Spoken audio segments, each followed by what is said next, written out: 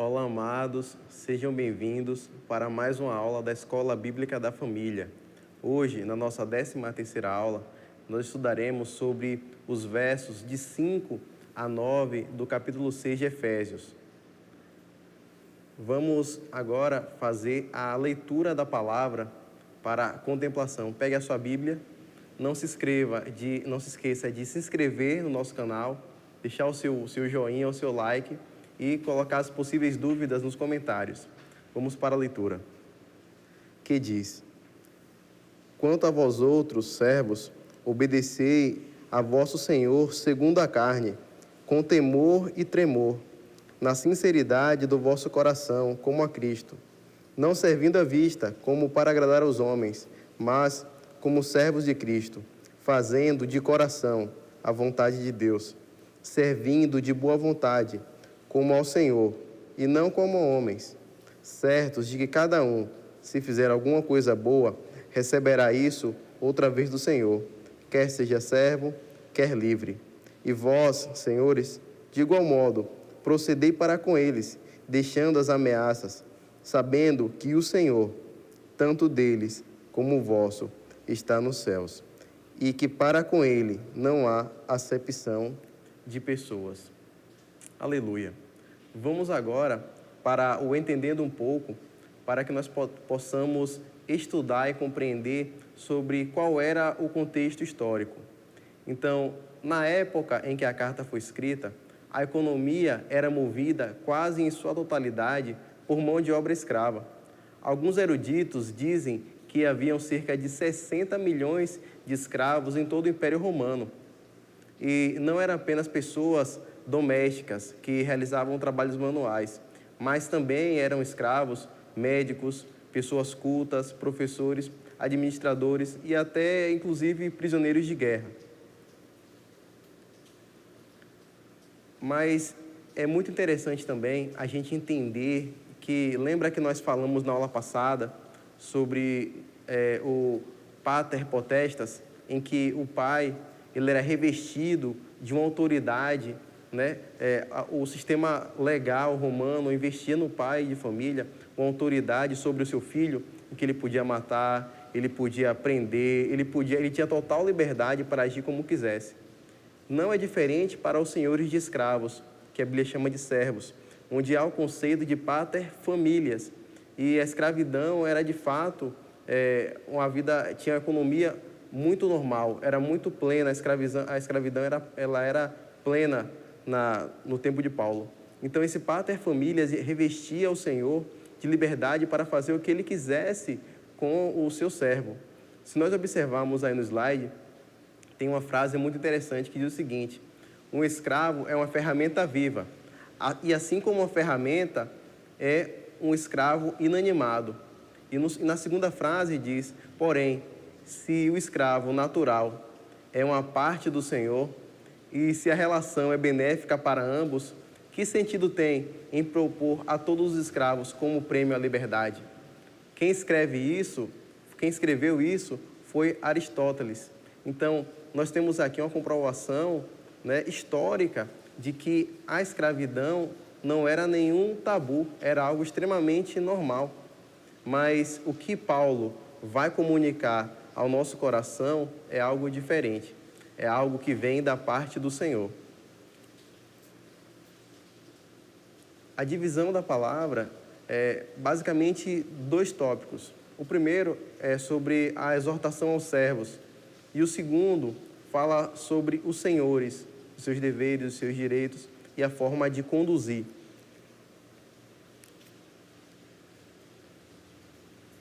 No verso 5, que diz: quando a vós outros, servos, obedecei a vosso Senhor, segundo a carne, com temor e tremor, na sinceridade do vosso coração, como a Cristo. Então, você vai acompanhar no slide que podemos extrair, basicamente, 4 pontos deste verso, no tocante aos servos. O primeiro ponto que nós podemos entender é uma carta endereçada aos escravos. Ora, se nós entrarmos no contexto histórico, como nós citamos uma frase aristotélica, em que os escravos eles não tinham direito, não tinham possibilidade de uma melhora, uma ascensão social por parte dos servos, raras as exceções, nós podemos entender e compreender que Paulo ele dá uma atenção especial à sua carta de Efésios, nessa parte mais pastoral da carta, em que ele falou dos pais e filhos, ele falou da relação do marido e da mulher, e agora ele separa uma parte do ensino direcionada da exortação aos escravos. Ou seja, nisso nós podemos ver o amor, o carinho e a intenção do próprio Deus em dar ênfase a um povo esquecido.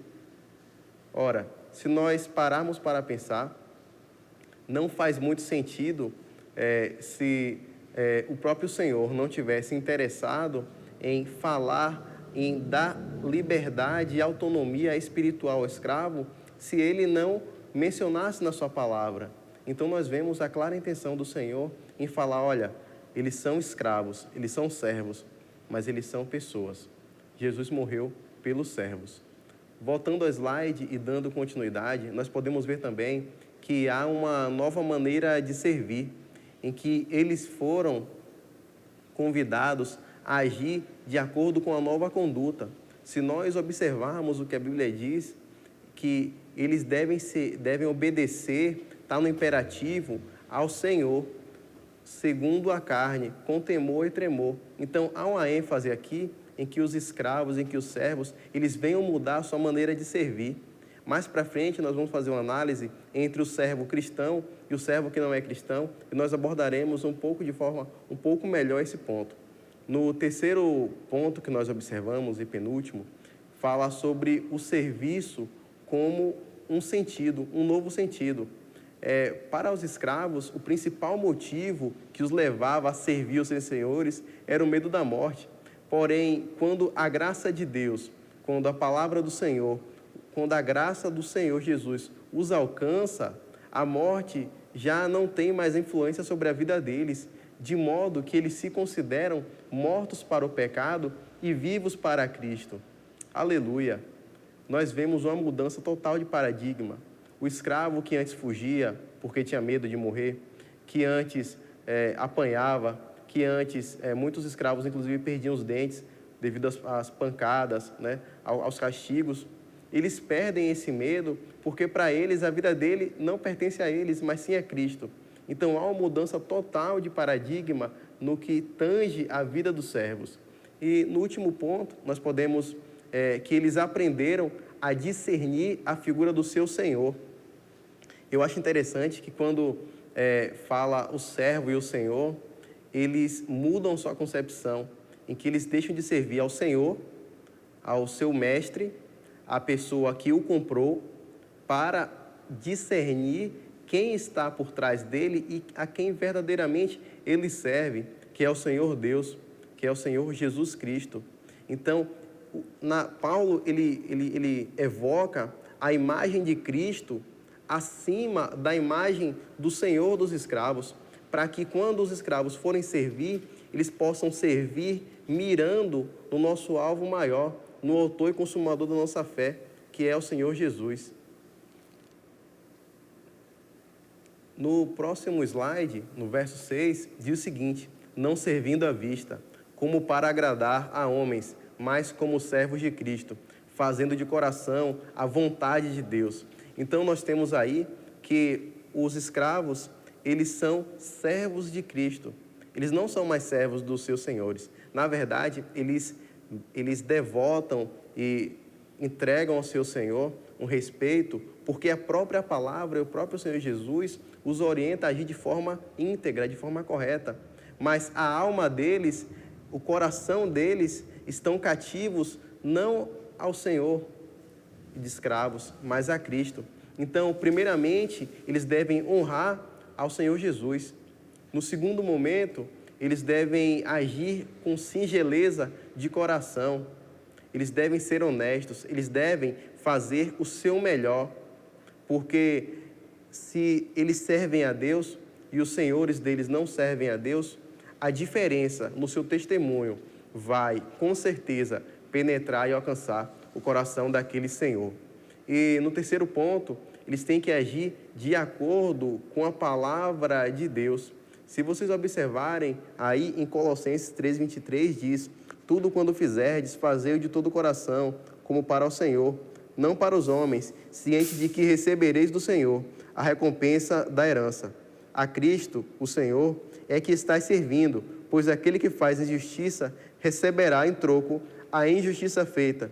E nisto não há acepção de pessoas. Aleluia. Nós podemos ver em Colossenses, outra carta que Paulo escreveu, que está totalmente consonante com o que ele está escrevendo agora no verso 6 de Efésios.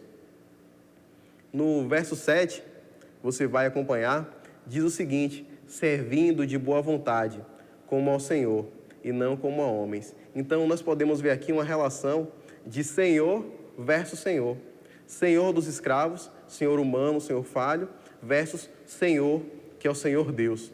O foco deixa de ser o Senhor dos escravos e passa a ser o Senhor Jesus. Então, o servo cristão, ele é convocado, ele é encorajado a dar o melhor de si, de forma que, se você observar no slide, tem servo cristão e servo não cristão. Então, enquanto o servo temente a Deus, ele obedece, o servo que não teme a Deus, ele obedece apenas diante do seu Senhor. Enquanto o servo cristão, ele respeita, ele honra o seu Senhor, o servo que não teme a Deus, ele não respeita, ele há uma maledicência, ele fala mal, ele não dá um bom testemunho, até porque ele não tem os valores que a palavra de Deus coloca e trabalha em nosso coração. O servo cristão não precisava ser supervisionado, enquanto o servo que não teme a Deus, ele fugia quando oportuno. Nós podemos ver uma clara diferença, assim, entre quem serve a Deus e quem não serve. O engraçado é que, se a gente parar para perceber, o servo que não teme a Deus, ele só tem um Senhor. Mas o servo que teme ao Senhor, ele tem o Senhor aqui da terra. Mas ele deve, e muito mais, honra e obediência ao Senhor que está nos céus. Embora ele sirva a mais pessoas, né, que ele serve ao seu Senhor e a Deus, ele consegue servir com excelência, porque o Senhor, ele capacita e lhe dá o direcionamento para agir da forma correta. Vamos agora para o próximo slide, que tem o verso 8, e esse é o último verso que fala acerca dos servos, que diz o seguinte: certos de que cada um, se fizer alguma coisa boa, receberá isso outra vez do Senhor, quer seja servo, quer livre. Então, nós entendemos que Paulo não queria provocar uma revolta ou rebelião. O objetivo de Paulo não era provocar uma revolta armada, uma contenda, uma briga, até porque eles estavam sob o jugo do Império Romano, que era a maior potência militar bélica da época, que tomava toda a extensão em volta do Mar Mediterrâneo. Inclusive, o próprio Mar Mediterrâneo era chamado de Mar Romano. Então, não era nem sensato Paulo intentar uma rebelião, pegar a espada, porque o Senhor Jesus, o seu reino não é nessa terra, lembram? O que ele queria passar é que tanto servo como escravo, como livre, todos eles são filhos. A maior revolta e modificação que uma pessoa pode ter não é da sua condição social, não é da sua condição financeira, é da sua condição espiritual, onde ele passa da morte para a vida. Aleluia! Eles puderam entender, Paulo queria passar que eles não deveriam estar presos à questão de serem escravos ou não, mas sim de darem o seu melhor, porque tudo que eles fizerem de bom, eles serão recompensados. Assim como ele diz em 2 Coríntios capítulo 4, com os olhos não no que se vê, mas no que não se vê, porque o que nós vemos é passageiro, mas o que nós não vemos, que é os céus, eles são eternos. No segundo ponto, fala sobre a certeza de quem, para quem e o que. Eu acho que você não entendeu, mas a gente vai discutir um pouco. Eles puderam compreender a grandeza do serviço e em que cenários eles estão inseridos. Primeiro, o quem. é o que nós falamos de situação em que eles podem entender onde eles estão inseridos. Quem eles eram? Eles eram servos, eles eram pessoas que trabalhavam em troco da sua própria vida, eles tinham muitas vezes mágoas, dores, e não é fácil. Se nós nos colocarmos nos lugares deles, seria muito difícil a gente tentar viver e servir com alegria, mas eles tinham reforço, eles tinham o próprio Espírito Santo agindo na vida deles, e eles eram cheios da graça de Deus. Então, eles eram, sim, pessoas desfavorecidas. Mas para quem? Para quem eles trabalham? Eles trabalhavam para o homem, mas eles trabalhavam muito mais para Deus. E o que os aguarda, que é o quê? O que aguardava a eles era o céu. Então, eles foram cheios do conhecimento, na carta de Paulo, que Paulo escreve aos Efésios, para produzir um resultado na sua alma. E em 1 Coríntios, capítulo 7, verso 21, diz o seguinte: foste chamado sendo escravo? Não te preocupes com isso, mas se ainda podes tornar-se livre, aproveite a oportunidade, porque o que foi chamado no Senhor, sendo escravo, é liberto do Senhor, no Senhor. Semelhantemente, o que foi chamado sendo livre é escravo de Cristo. Então, nós chegamos a um denominador comum em que, se você é escravo, você é livre no Senhor. E se você é livre perante os homens, você é escravo de Cristo. Como eu falei há 2 minutos atrás, o seu coração permanece cativo à palavra, à vontade e ao amor de Deus. Agora nós entramos no verso 9 e nós começamos a analisar e entender sobre os senhores, que diz: e vós, senhores, de igual modo, procedei para com eles, deixando as ameaças, sabendo que o Senhor, tanto deles como o vosso, está nos céus, e que com ele não há acepção de pessoas. Aleluia. Nós podemos entender que Paulo, ele fala para nós duas ordenanças, na verdade, direcionada aos senhores. A primeira, todas no imperativo, de igual modo procedei. E a segunda é, deixando as ameaças. Lembra aquele conceito? Vamos abrir a pasta agora que a gente guardou. Aquele conceito do pater familias. Ora, os senhores, eles legalmente eram revestidos dessa autoridade. Mas Paulo os encoraja na palavra, com a ousadia do Espírito Santo, a se deixar fluir, a diminuir toda a soberba, a remover a diferença que havia entre os escravos e os livres, de modo que Paulo os encoraja e exorta a agirem de igual modo. Esse igual modo faz a referência não ao pensamento que eles querem, mas aos versos anteriores. Lembra que Paulo falou que os servos deveriam ser honestos, deveriam trabalhar, deveriam respeitar e deveriam honrar o senhor de escravos, dos servos?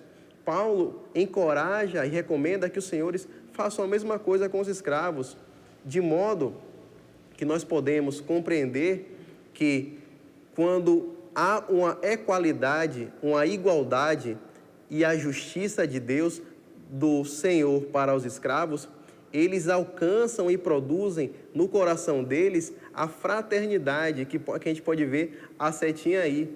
E em Filemon, no capítulo 1, no verso 16 e 17, nós vemos quando Paulo, de forma muito clara e abençoada, exorta a Filemon a receber o seu escravo Onésimo. Vejamos o que ele fala.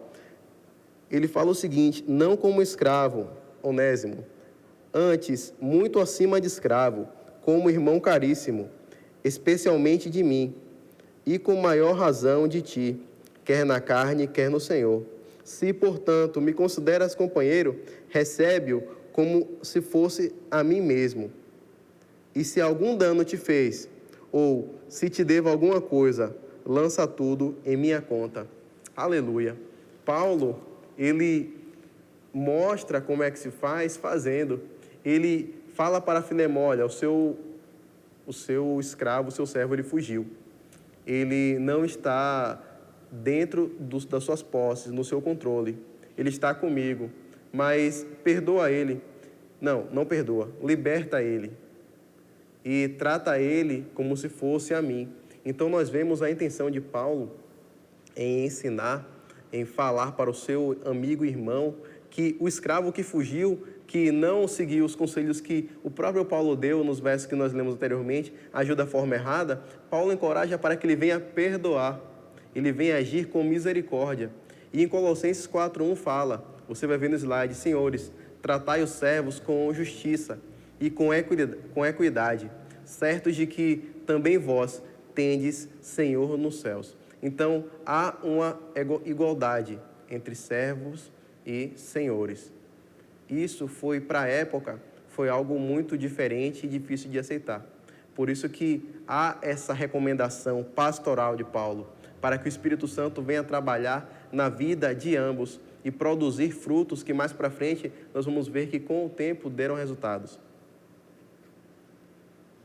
Aqui nós vemos um desenho que é muito claro.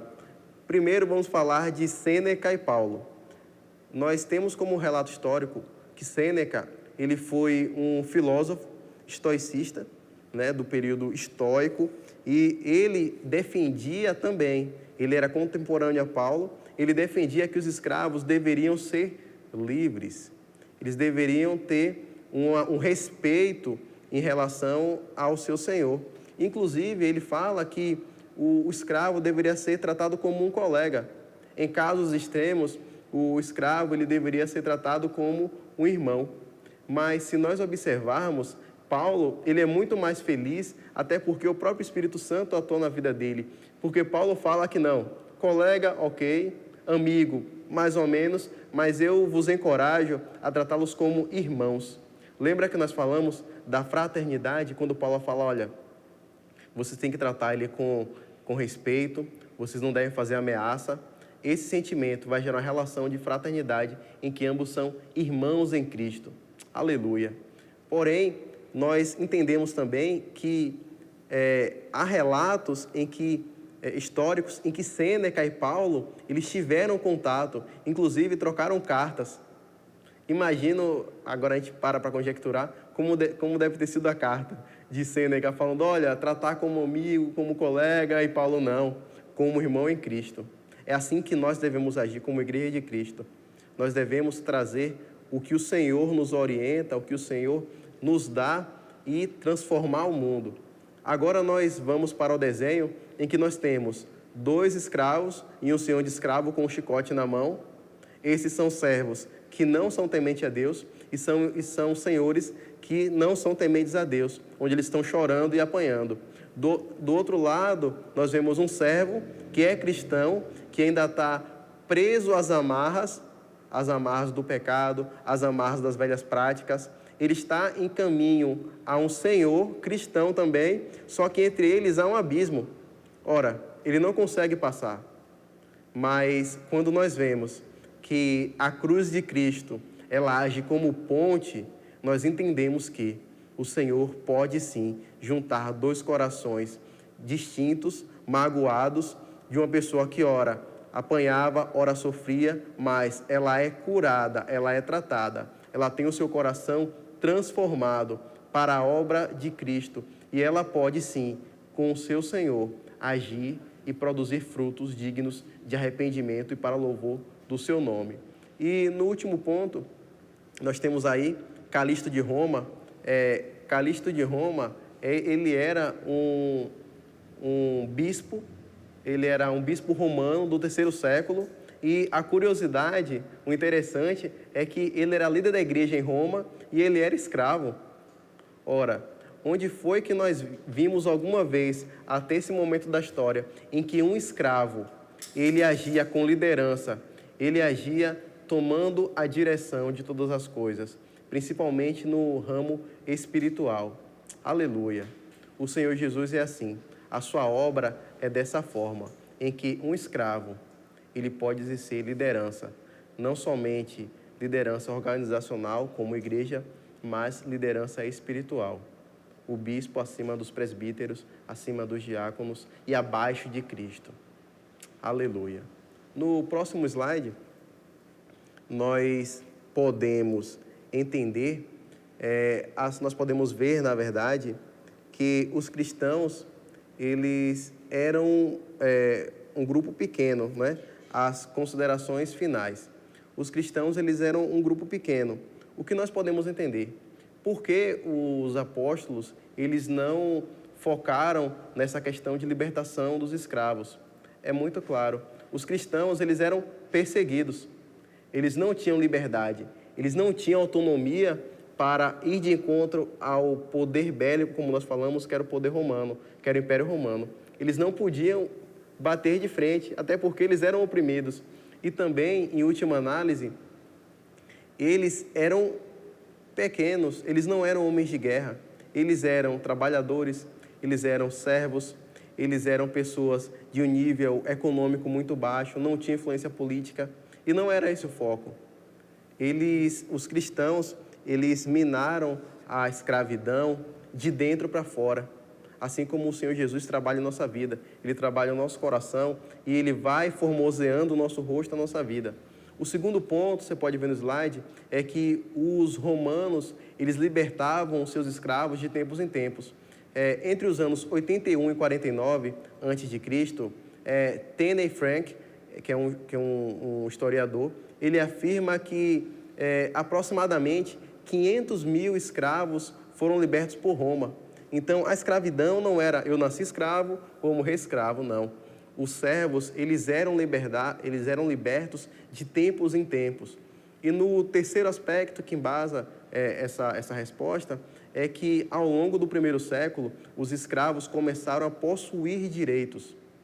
Por exemplo, na época de Paulo, de Cristo, os escravos eles poderiam se casar, ter filhos e ter propriedade.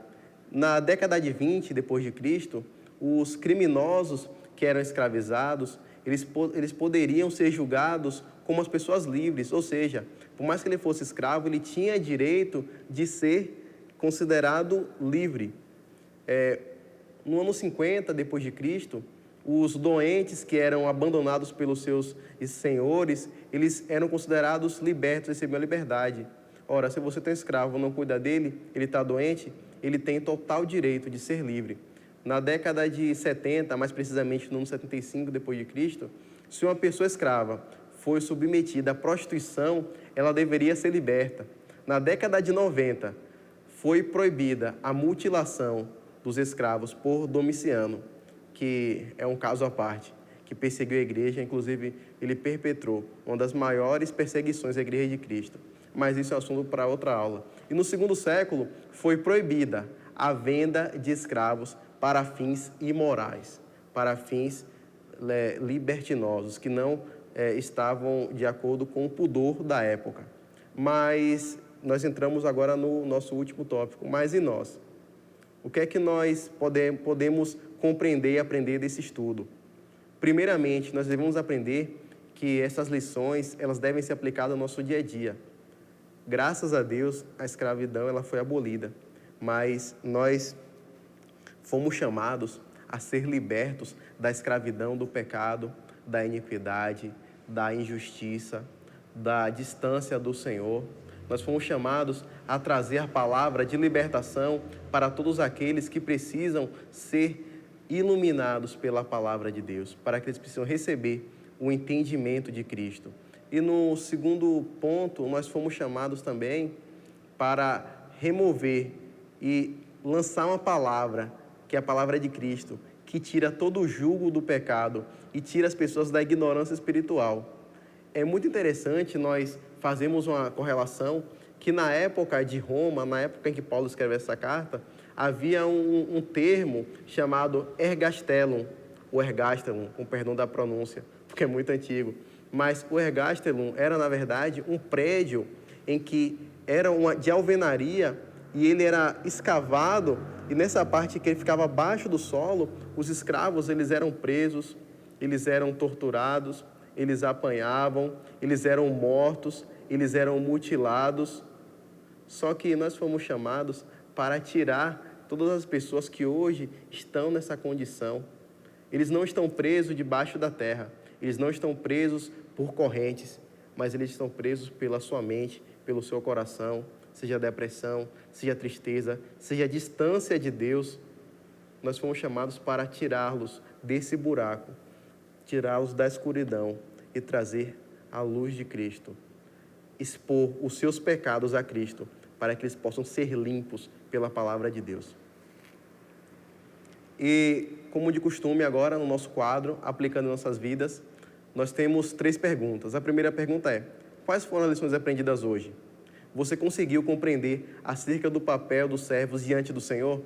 Você entendeu a importância da liberdade que nós temos em Cristo? E, por último, como de costume, a nossa frase que diz: a santificação é o trabalho da graça de Deus em nós, para inclinar nossos corações a pensar e sentir sua santa vontade. John Piper. Que Deus os abençoe e até a próxima aula.